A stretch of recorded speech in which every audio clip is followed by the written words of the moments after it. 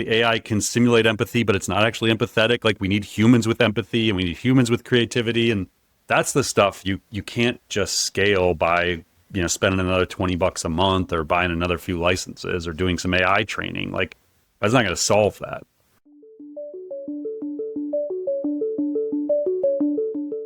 What's a decision organizations think can be automated but absolutely shouldn't be once AI scales? Wow. That's a good one.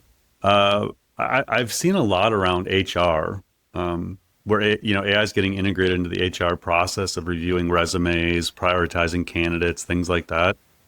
That feels like we really need the human loop. I do think AI can be used a lot to streamline a lot of things in HR and the talent side of businesses, but it should only be to free up humans to spend more time with humans to like figure out who the right humans are to be part of an organization. So I feel like it's scaling, our ability to do HR better, but we shouldn't remove the human. I think customer success is a similar way. I explained our customer support concepts earlier.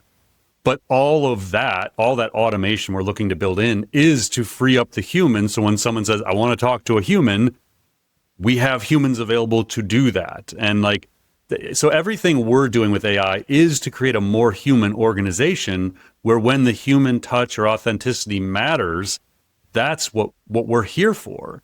And so when decisions can't be made and like the AI can simulate empathy, but it's not actually empathetic, like we need humans with empathy and we need humans with creativity and things like that. That's the stuff you can't just scale by, spending another $20 a month or buying another few licenses or doing some AI training. Like that's not going to solve that.